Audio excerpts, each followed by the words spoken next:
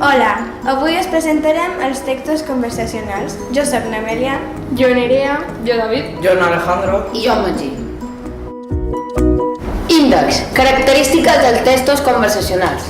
Tipus de converses, converses espontànies i formals i les característiques de cada una. Els textos conversacionals. En aquests parlen dues o més persones, l'emissor i el receptor. Al parlar incorporem altres elements a part de parlar, per exemple, gestos facials, gestos corporals, el to de veu i l'entonació de les paraules que aporten informació.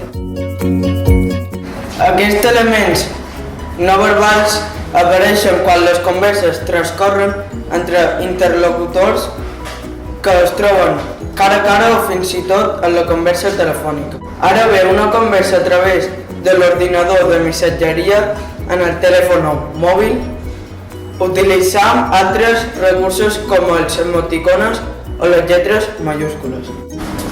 Hi ha dos tipus de converses espontànies i converses formals. Converses espontànies. Una conversa espontània està en un context improvisat, com ara els diàlegs que sostenim al llarg del dia amb els amics o amb la família. Per exemple. Hola, David. Hola, Magí. Què tal? Bé, i tu? Com vareu fer el partit de dissabte? Vàrem guanyar 2-0, i vosaltres? El nostre se va ajornar. Bé, bon noi demà. Converses formals. Les converses formals sorgeixen després d'una planificació prèvia d'acord amb guió, que ordena la informació dels parlants que intercanvien. Es tracta d'entrevistes, les exposicions orals, els diàlegs teatrals, etc. Ara podreu veure una entrevista de treball. Hola, bon dia. Hola, bon dia. Quants anys tens? 27 anys. Tens experiència? Sí, vaig treballar a una empresa a Londres 5 anys. Contratada, moltes gràcies. Gràcies. Tipus de converses. La conversa espontània. Utilitzen un lèxic col·loquial, vulgar i imprecís.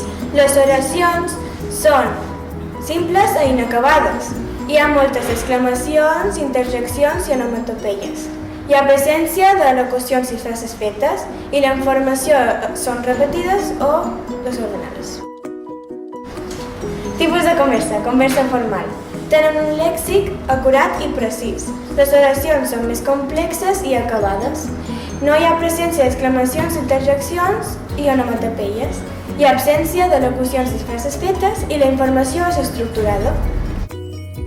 Moltes gràcies per escoltar-nos!